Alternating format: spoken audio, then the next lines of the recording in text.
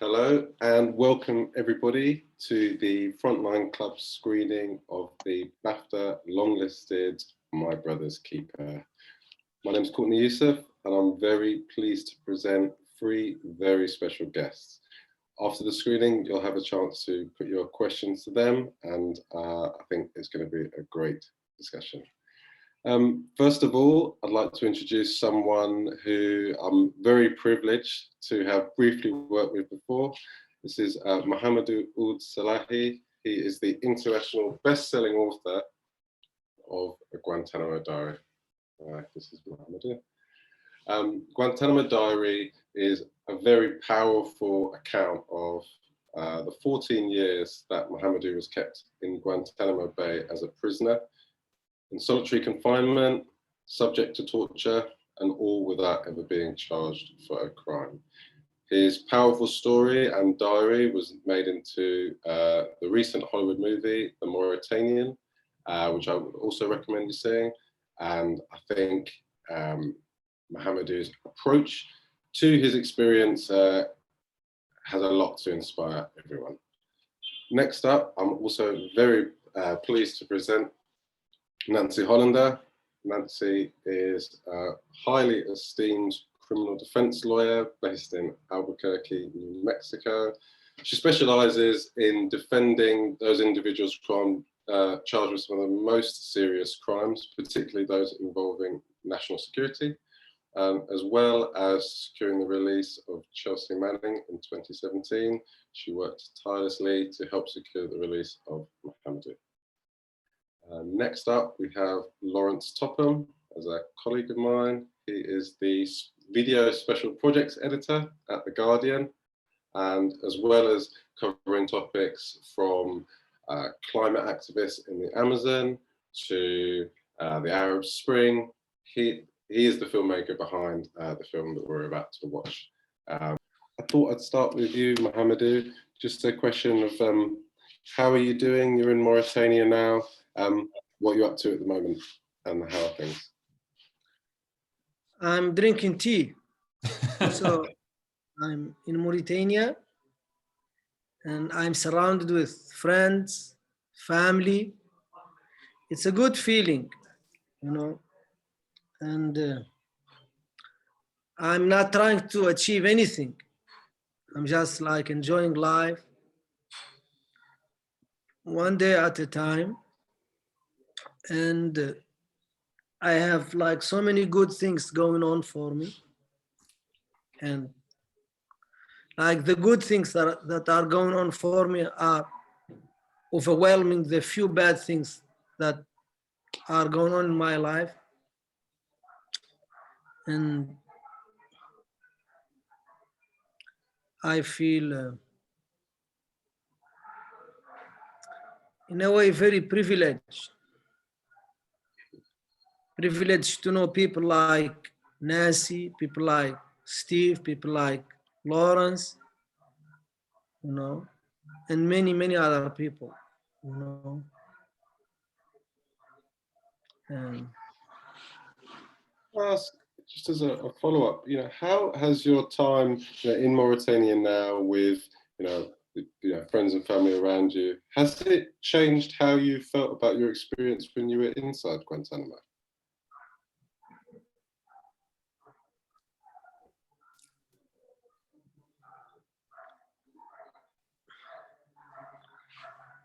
I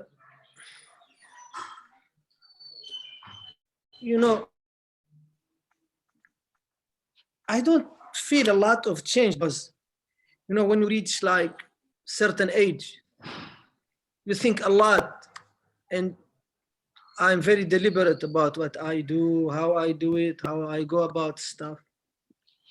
And my opinion inside Guantánamo Bay is my opinion today.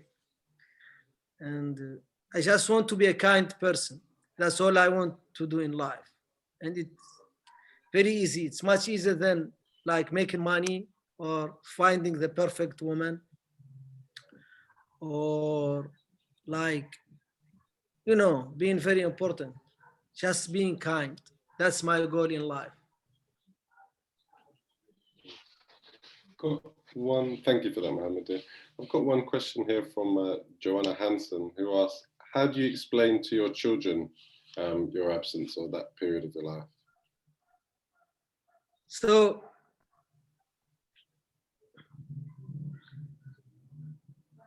if I had children, so I don't have children, but like I have kids who are like my children, like my nephews and nieces.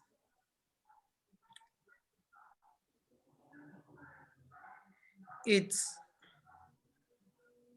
is a very good question, actually, because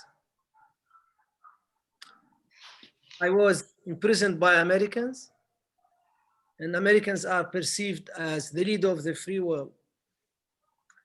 And if you cannot come up with good explanation for the time I lost in prison, you would have resentment, toward this great country, the great people of America. That's not healthy.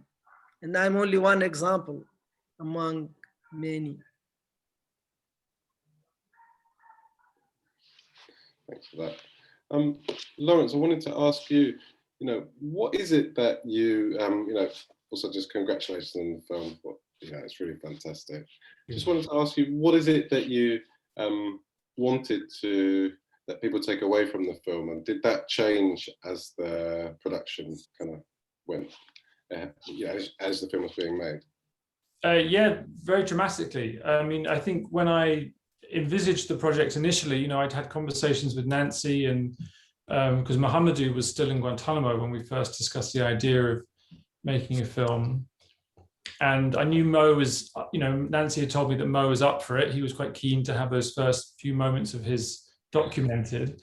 And to be honest, when I first met him, I really didn't try to preconceive a concept. I just knew that, having read Guantánamo Diary, and The Guardian had published a lot around the launch of his book, I just had this very strong sense that he was a human being who I just wanted to gravitate towards, and see what would happen in those kind of moments after you've been through such an ordeal, and how you kind of rebuild your life. But beyond that, I didn't really know. I said to Mo, look, I'd love to come back and continue filming with you, maybe sort of once a year, and just track what happens. And he was very kind and generous to say that he was happy to do that. And we sort of, we just took it step by step, really. And I think that the focus around Steve and his friendship with Steve only came sort of much later. I'd done, I think, 2 filming trips with Mohamedou before I sort of really even knew about Steve. And it wasn't until we kind of got to the edits. We spent about 9 months editing the film on and off. And it was only through the course of, going through that sort of evolutionary phase of sort of, multiple cuts, multiple different versions, that we began, my editor and I and my exec producers, we began to sort of see that, because Mohamedou has, such an incredible odyssey. I mean, it's like Homer's Odyssey. It's such an extraordinary journey with so many huge, and complex chapters to it. And I think one of the big challenges I had as a documentary maker for The Guardian was trying to work out, well, how can I sort of, condense the story in a way that will work for our audience, work for our platform. I didn't have the sort of the resources that Kevin MacDonald had to tell a much longer story. So I had to be sort of highly selective, and I think it was in the course of watching the rushes of Mohamedou's reunion with Steve that I realized that connection they shared. A lot of people were, who I showed it to, were like, "Wow, I've just never seen that before. I've never." The sort of the way, and I think Mo articulates it so perfectly in the film, that this friendship, it transcended all of those stereotypes at this most critical moment, not after they were in prison, but like while they were in that darkest of moments. And I thought that as an idea, as a message, as a sort of as something that needs to be expressed and shared with the world, I thought that was it. That was that idea that we can kind of transcend these stereotypes and be and find connections with one another. Yes. It sounds like there was a lot of kind of pre-production ahead of you know, or the filming, it was a long process making the film, but I wonder, you know, what impact actually going to Mauritania had on how you wanted to kind of tell this story. Well, there wasn't a lot of pre-production before going to Mauritania, if I'm honest. There was, you know, I'd had conversations with Nancy, and she was like, you know, I mean, Nancy can tell you the amazing saga, but, you know, she sort of rang me and she was like, we think he's getting out. We don't know when.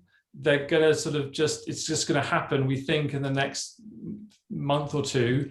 Pack a bag and get ready. So I had a bag packed and I had a kit ready. And then, you know, one afternoon in October, she rang me and she was like, it's happened, get over here. So there wasn't too much, like, you know, thinking through, or what's this going to look like, or it was very instinctive and really based around, you know, and I, you know, Nancy gave me some rules, you know, like Mohamedou had just come out of a, you know, the most terrifying of experiences, and I didn't want to, you know, sort of trigger all of the trauma that you know he had obviously gone through. So I was under, you know, we had an agreement that I wouldn't do any sort of like long, in-depth sit-down interviews on those first trips, because, you know, it just wouldn't have been appropriate.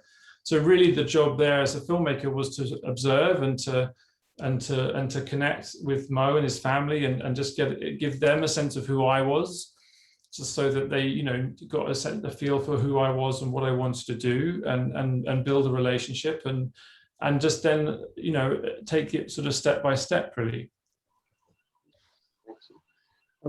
Nancy, if I could just bring you in, I just wondered, you know, what the current status of Guantánamo Bay is, and whether you think the arrival of President Biden will kind of have any impact on that or not. Well, there are 40 people there. 9 now have been cleared for release. 3 were recently cleared. One of those people was cleared when Mohamedou was, and Mohamedou got out and he didn't, which was really a tragedy, because they had to give Congress 25 days to nix it, and he didn't get his the other one didn't get his 25 days in before Trump came in. But those 9, they should just get out. I mean, they have to find homes for some of them. Some are Yemeni. You know, Yemen is in terrible shape now, but I know that at least one family has enough money. They said, we can go to another country with him. So those people should get out.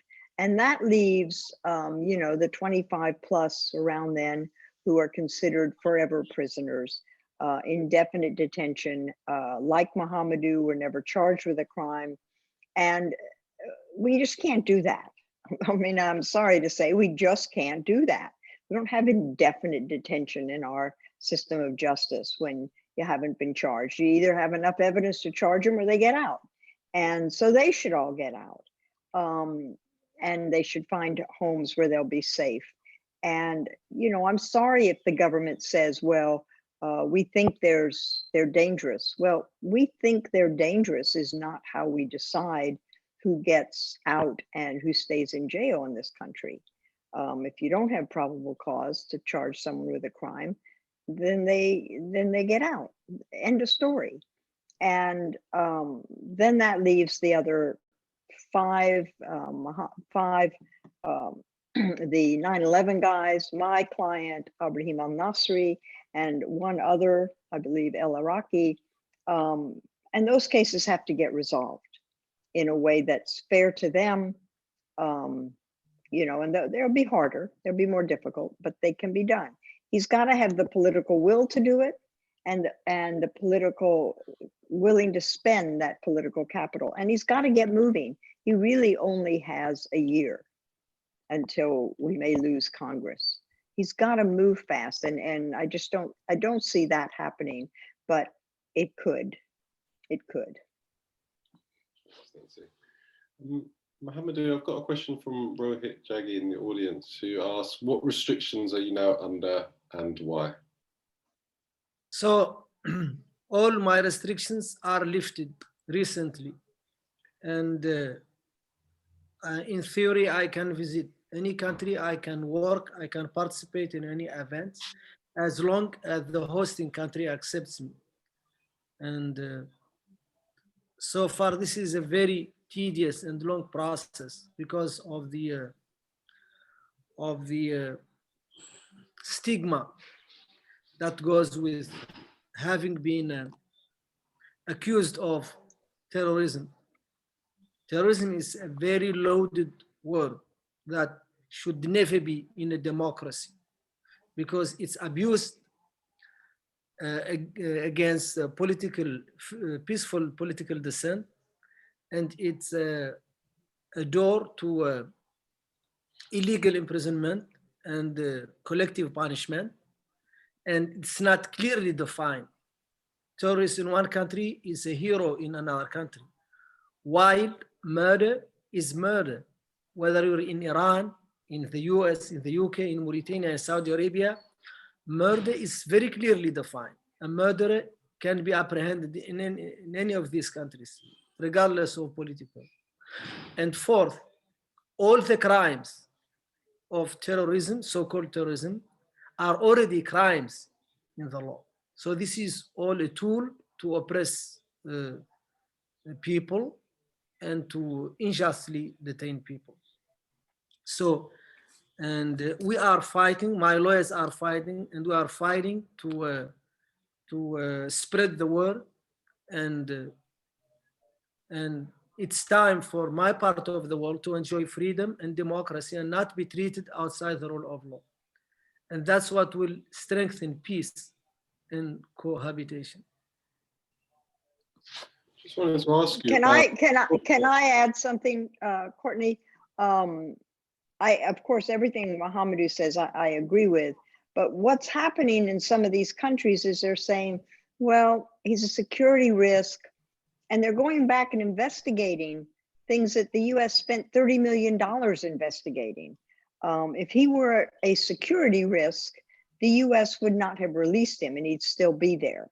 So, you know, the chief prosecutor in Guantánamo at the time Mohamedou was there, Colonel Morris Davis, has written and wrote to the agencies that released Mohamedou that there is no evidence that he ever engaged in any violent act against the US or its allies. And, you know, that was the chief prosecutor. One prosecutor refused to prosecute his case. The US, the judge said he should be immediately released in 2010. So for these countries to say, well, I don't know, I think what they do is they call the CIA, and the CIA, who've always hated Mohamedou, say, don't let him in your country. You know, I think that's what happens.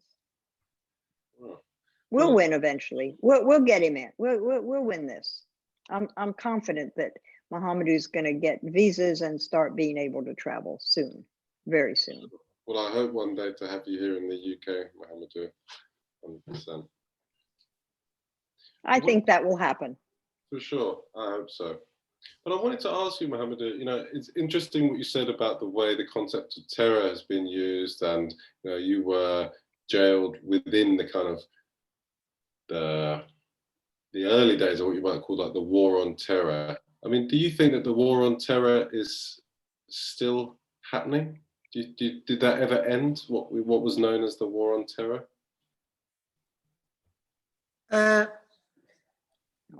I'm not sure. I really don't know, because those are recipes that are cooked and implemented at a very high level. But I can tell you that the biggest gift to authoritarian regimes and dictatorships in this part of the world is the concept of war on terrorism, because this is a carte blanche to throw people, political, innocent people who just want change, who want to participate, who want to have a voice, throwing them in prison. Even now, like when, for instance, China is putting people, as the report says, without due process, America is crying foul, but those prison, this is the playbook of America in its war against terrorism. So America cannot say with straight face that other countries are violating the rule of law because they don't afford people with due process. America does not afford people with due process when they deem them a threat, a national security threat. And that's a very big problem. Unless we make a quota, we say, okay, the United States can violate the rights of 1,000 people. And then if it's 1,001, then we have to say, no, this is not right.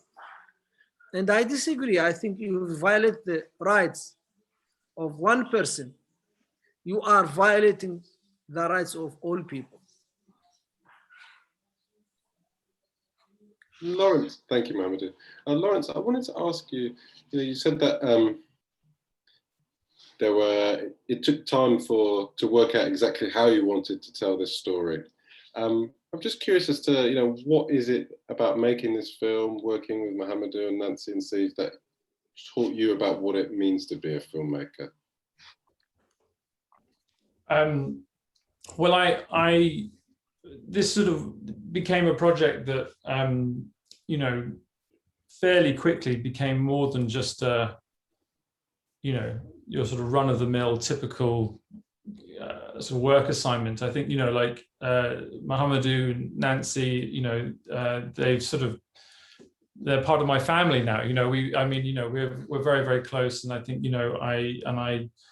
and that doesn't happen, certainly in my own experience, in terms of the kind of the bond you get. And I think that I'd worked on lots of investigations and stories and documentaries before, but I'd never worked on one where I think Mohamedou actually sort of, that his outlook on life and the way that he had dealt with this terrifying event in his life, it genuinely sort of, it re-altered something in my head about how I think about sort of the value of my own life, the value of how I look at my children, about how I think about my family, knowing that he had so much stolen from him. And that from the very first meeting, actually, that I had, well, the first week I was there, we went down to the beach because he said to me, oh, I haven't seen a sunset in 14, 15 years. So he said, let's go to the beach, like we could film it and da. So you see that at the beginning of the documentary. We talked for a bit down by the water, and it was so, abundantly clear. I said to him, I posted him, I posited the question to him. I said, are you not angry at the fact that they've stolen all this time from you? And he said, well, if I give them well, Mo, you could say it better than obviously me recountering it, but you said something equivalent to the fact that if I give them my anger, then they will continue to take something away from me. If I give them the sort of that, and if I actually let it go, if I let go of that anger, then I am releasing myself of that pain on some level. And to me, that was just one of the most mind-blowing, profound things I think anyone's ever said to me, given what you had literally just stepped off the plane a few days before. I mean, Mohamedou, I almost want to ask you off the back of that. Your approach to this has inspired a lot of people. I'm just curious as to what inspired your own approach to it, how you got through that time and even now. What are the kind of sources of inspiration for you? I mean, no, there is one very defining moment in my life. So how many of you, or the audience has faced certain death? I don't know how many, but those who did, they would understand exactly what I'm saying. So when the CIA took me from Jordan and start to cut through my clothes with scissors and stripped me naked and put me in diapers, I knew I was not going home. And the scenario of me dying alone and forgotten in a very violent American prison was so real. And then my whole life and my regrets came to me so quickly in a split of a second. And I know exactly what really mattered in my life, what really matters in my life. And all I wanted in my life, if I have the chance to relive it again, is to be kind. That's it. I regretted all the bad comments I made to my mother, to my sisters, to my brothers, to the people I loved, to the people, I was related to, in a relation with, I mean. And I did not regret not having money. In Germany, they say the last shirt has no pockets. I did not regret not having houses or not being married to this very hot woman I really wished I was. And that's it. And I knew exactly what I wanted in life. I want to be a kind person. Ironically, this does not need a lot of effort, a lot of work. That's it. Thank you, Mohamedou. Got a question from the audience from Fariel Khan. I think this is for you, Mohamedou. How has your experience affected your relationship with your identity in any way?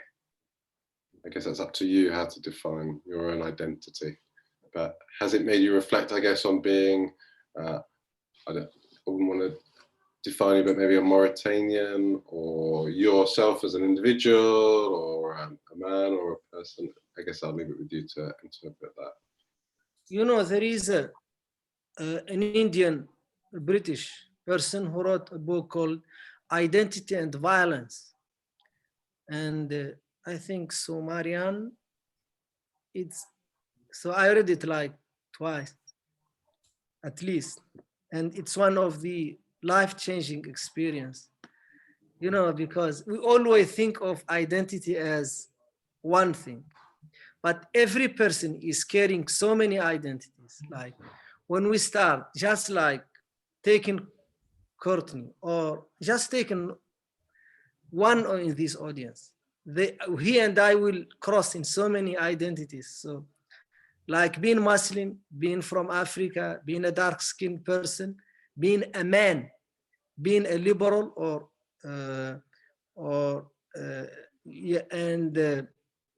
and speaking German, that's identity in itself. And loving certain type of food, that's an identity too, And I can tell you so many identities. I can even count hundreds of identities. And like trying to have like a prepared like box where you put someone who said, those are the Muslims, those are the Christian Western people, that does not work, because there are so many like Muslim I don't want to be friend with, and there are so many Arabs I don't want to be friend with, because I have much more common identities with Nancy than with them, etc., etc. So, of course, like this experience is very traumatic, and it's really shook me to my core, and I learned so many things, and I know what matters. Thanks, Mohamedou. Nancy, I just wondered a question from you in a similar way to what I asked for Laurence. You worked on many cases, but I wonder what it was about Mohamedou's case that made you reflect on what it is to be a lawyer and what it is that you do. How did it affect you in that way? Mohamedou's case was so different from other cases. And Mohamedou was so different, and his circumstances were so different. And the other thing is that, in my experience with 42 years of representing clients, those who are in jail, you go in, you see them for an hour, you deal with everything that has to be dealt with about their case, about them. Do they need you to do something? And you have an hour, maybe. Sometimes you've flown across country and you have an hour with them. With Mohamedou, I was there for days at a time. In Guantánamo, you fly down there on the flight that gets there on Monday, and you leave on Thursday or Friday, whenever the plane leaves. It's not like you can say, oh, I'm finished, I'll take the next flight out, because there is no next flight out. So we spent a whole day together, and sometimes 2 days, occasionally 3 days, over a course of how many years, from 2005 to 2016. And Terry Duncan, who was my co-counsel, and who's still involved with Mohamedou, as I am, I was there 1 month and then she was there. And we had long years when nothing was really happening. We were filing motions, but nothing was happening. And so we got to know each other a lot better, I think. We laughed, we cried, we talked about stuff. I mean, stuff totally unrelated to the law. One time we talked about Heisenberg and the uncertainty principle, and Mohamedou was writing equations, and we were talking about this stuff that most people aren't interested in, but he is and I am. And when I got ready to leave, there were these equations, and I said, I'm worried about leaving these here with you. The guards are going to go berserk. And he said, well, I'm worried about you taking them out because they'll flip through and see them. And he said, just leave it to me. And I have no idea what he did. Maybe he ate them. I don't know. But things like that, you know, Mohamedou would try to convert me to Islam, which he always failed at.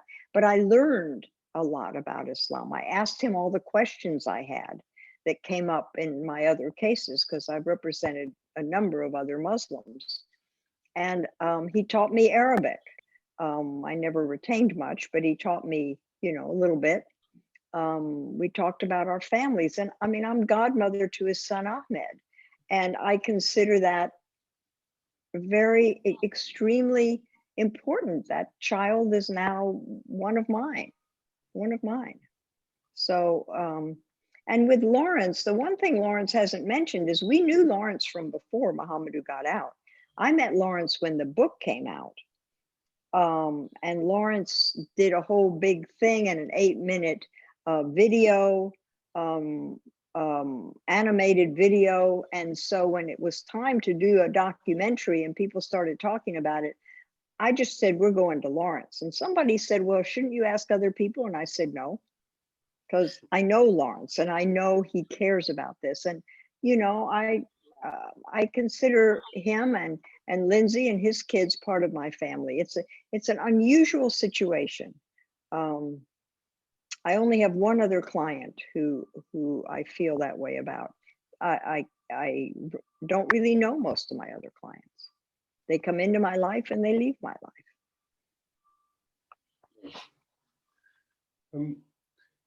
Mohamedou, I just wanted to ask you, based on what Nancy just said, but I also know that you are, you know, you have a love of literature, language, reading and writing. Just wondering whether you are able to kind of really enjoy all that now that you're back in Mauritania. Is that still something that, I know writing was important to you when you were in Guantánamo. Is that still something that you're doing now? Yeah, of course. You know, my new book came out in February, and I wrote a short story for Evergreen, Garduri, and I'm writing.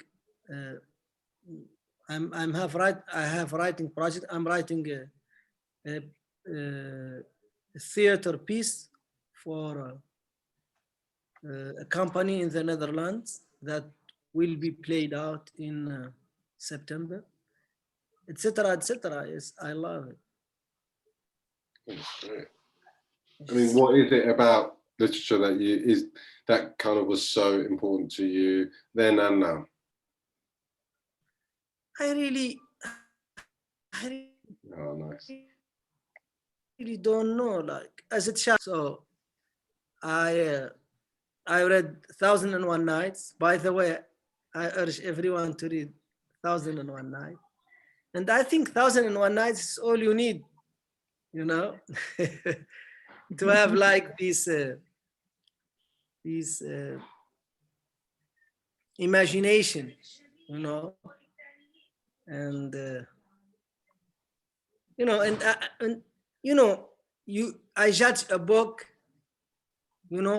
by the magnet it could put on me. When the magnet is so strong that you have to finish, then that's a good book.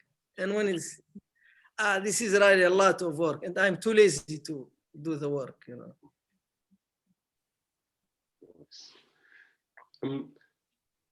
I've got another question here. I guess this is perhaps for all of you. It's, is there anything we can all do to seek justice for Guantanamo detainees or former detainees?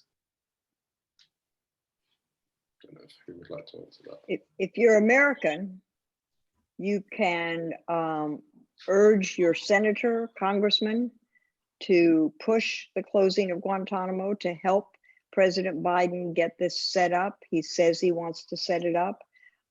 Certainly do that as an American. You can really make a difference in that regard. And that's probably the most important thing you can do. There are demonstrations and Amnesty and other organizations doing terrific work pushing, but find out who is in a center of power that and work on that. It's really important to me and to, of course, the prisoners that they all get to go home. I mean, I think it sounds quite straightforward, but if you think about it, for the last 20 years, European and US perceptions of detainees have been sort of filtered through the news and through movies and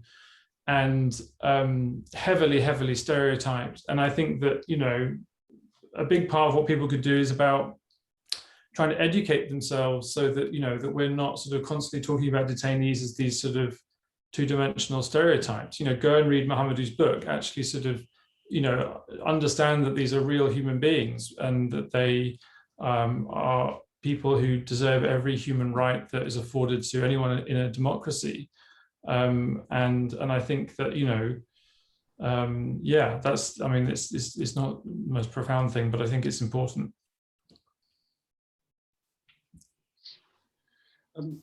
I just want to say that even the government of Mauritania have a very good argument to put forward and ask President Biden to close Guantanamo Bay, because so many people with extremist views that could turn into violence, they always bring Guantanamo Bay as an example of the injustice that America is visiting upon quote unquote Muslims. And I think this is a very good advice to give to American president. As a country, Mauritania is a very an ally to the United States of America. The same goes for the UK, because the UK is very close. And the UK suffered a lot because of this war and terror. UK people died on the street of London. UK people were sent to Iraq to fight a war they had nothing, to show for. And yes, we all could contribute to close Guantanamo Bay, because Guantanamo Bay does not belong into a democracy. It's the sign of a military dictatorship. Can I ask, has there been a screening of My Brother's Keeper in Mauritania? There almost was, but we just missed out. We've just in fact come back from a trip where the government very kindly invited Kevin MacDonald and his crew, and I was kindly allowed to go along, and they did a big screening of the Mauritanian for the First Lady. There was a big, and they almost included our documentary, but sadly there wasn't time. But they assured me they might try and do it another time later in the year. We did I did a very small friends and family screening. I went out to see Mohamedou and his family before the film was launched on The Guardian or went to film festivals. I took a projector and we did a sort of nice friends and family gathering for Mohamedou and his family and friends. So we did a sort of small pop-up cinema thing back in 2019. Nice. That's a very large group, Mohamedou's friends and family. It was one of the big audiences, I think, yeah. Big audience. Laurence, can I also ask, just Now, what did you find was the biggest challenge that you had to face when you were making this film? The biggest challenge, I think, I felt, I think all filmmakers feel a weight of responsibility that when you are working closely with a contributor, when your film is so focused around one or two individuals, that you hope and you strive very carefully to try to make decisions and creative choices, editorial choices that hopefully capture and reflect an authentic version of this person that you're telling the story about. And obviously, it's always heavily reductive. I mean, you have to sort of obviously remove lots of things. You have to condense and make concise elements of the story, which can be difficult. And I think that, I was always very conscious that, the Mohamedou I was spending time with, he was effervescent, he was so charismatic and funny. He was an incredibly deep thinker, an amazing intellectual. And, I was constantly grappling in my mind, how do I capture that? How do I capture a man with so much richness, so much depth, and this extraordinary life? And I think that I wish I could have made a 10-part Netflix series about him, but sadly that wasn't on the cards. So yeah, I think the biggest challenge was just how do you sort of steer a way through that while hopefully retaining the vital things that make that someone, that Mohamedou can look back at this film, or his friends and family can look back at it and still see an approximation of the real Mohamedou. And that's always a big challenge, I think, as a filmmaker. Thanks. Mohamedou, I wonder, when you're talking about your experience, as time passes, I mean, I wonder, and as the kind of world changes around, do you feel like there are different bits from your experience that you want people to take away? Or does it remain the kind of thing that you said about being kind, or has it changed over time? The most important thing to me, that my experience does not repeat for people like me. My biggest crime was having been born in Mauritania, in Africa, in a poor country, in a country that is not a democracy. That was the biggest thing.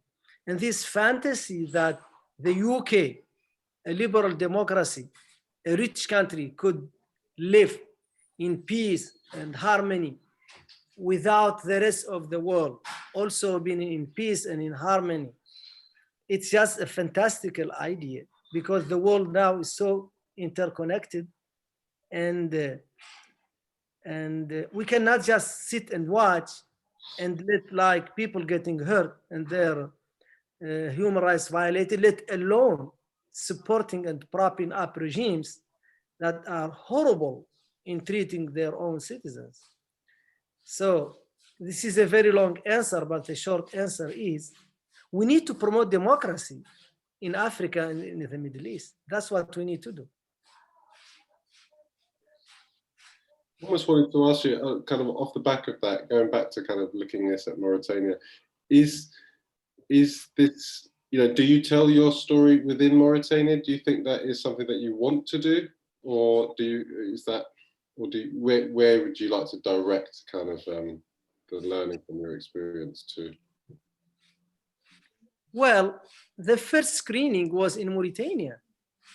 So my country is first and foremost concerned. And I'm saying, if I'm angry, like 99% of my anger is toward my country, because my country is the one who is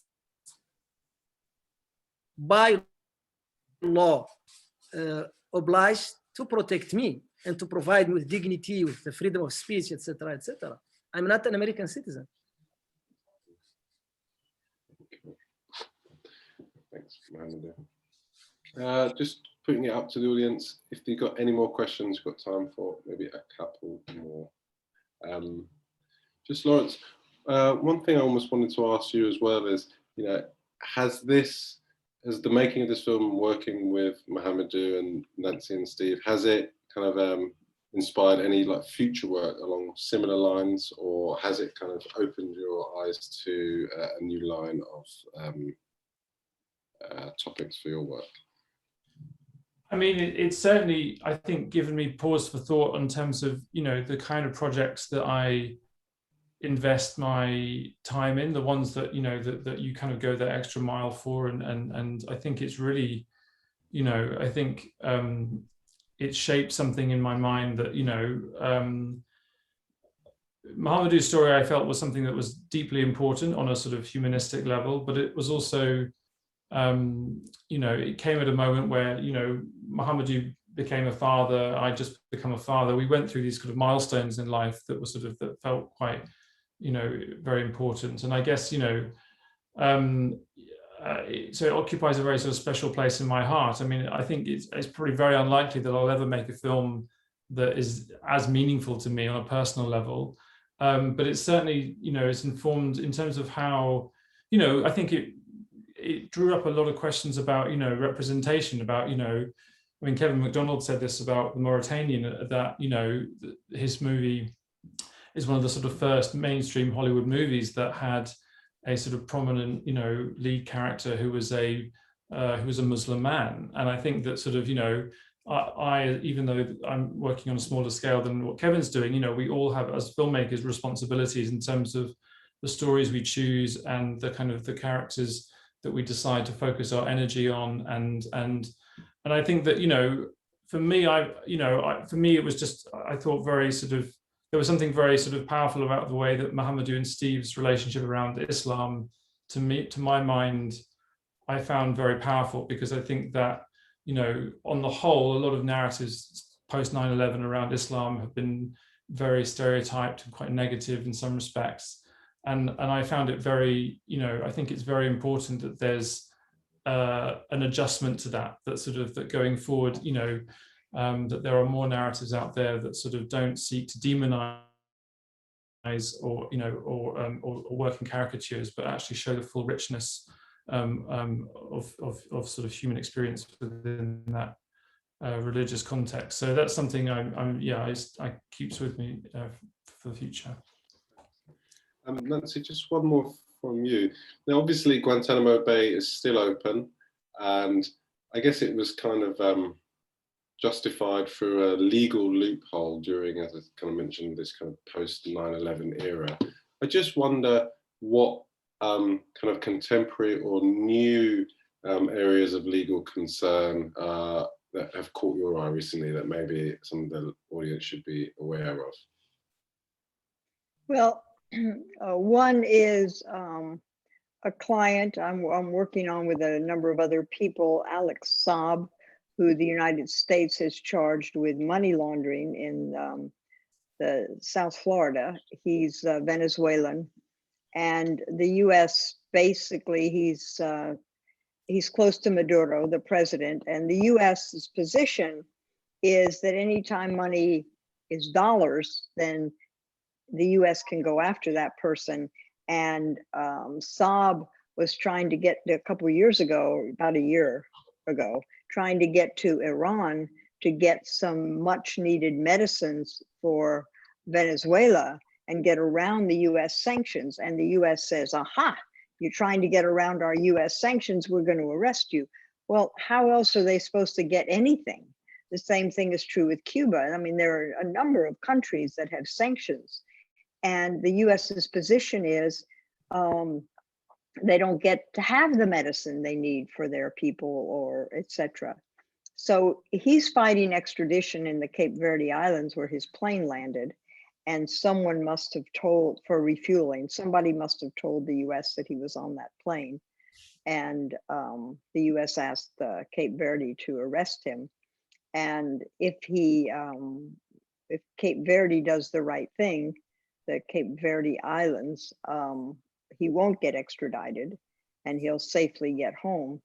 If they don't do the right thing and he gets extradited, he'll be tried in South Florida and he'll be in jail. He's an elderly man. He has a lot of health issues, but I consider this a really important case because I think it's an abuse of power by the U.S. And I've come across it before. It was U.S. dollars. It's very hard to trade on the world market without coming into U.S. dollars at some point. So that's the current thing that's on my mind. And also I have more cases for Rahim al-Nasri, who's facing the death penalty in Guantanamo. I don't do his military commission cases. I do case. We're going back to the European Court of Human Rights to a third country. We already won in 2 countries and got 200,000 euros for his family. They're a very poor Yemeni family in Saudi. We have a case in the UK. We have a victim in the Afghanistan situation. It's the name of the case in the ICC. And now that travel is starting to open up, I can really get those cases moving again. Thank you, Nancy. Just got one last question for Mohamedou. It's from Jennifer Wilson. She says, thank you so much for sharing everything with us today. She just asked you to kind of put in your own words about how you have managed to kind of let go of the anger that you felt about what the American government took from you. You know, what did it, how did you do that?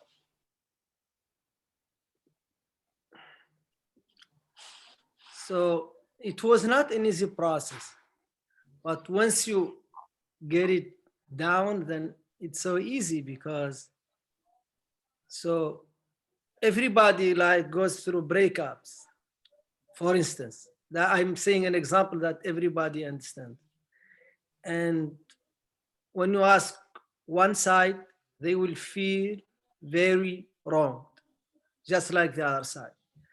But when you carry that anger with you, you know, you are punishing yourself. You know, it's like not enough that the other person punished you. So, and letting go of that anger is a favor you do for yourself before you do for anyone. And you just need, it's kind of freedom. You know, you free yourself, because you know, there are bondage that someone could put on you, but there are bondage that you put on yourself. Like hatred is a bondage, like rancor or like anger toward others. It's a bondage that you need to free yourself from. And it makes you sick, actually. And I don't want to make myself sick. I always tell the guard this. They ask me, why are you always happy and smiling? I say, I want my humiliation to be as cheap as possible. Thank you so much, Mohamedou. And I think that's all we have time for tonight. But I would just want to thank Laurence, Nancy, and Mohamedou for this. Thank you to all of you for coming. I would just recommend watching all of Laurence's films, following Nancy's cases, and reading Mohamedou's books. It's been a real pleasure. And I would thoroughly recommend Courtney's incredible 2-part podcast that he produced beautifully about Mohamedou and Nancy and Steve. Go listen to it, Today in Focus, on the Guardian website, produced by Courtney. Thanks, guys. Yeah, it's been a pleasure, and thank you for everything. Appreciate it. Thank you. Thank you so much. Bye-bye. Thank you so much. Bye-bye.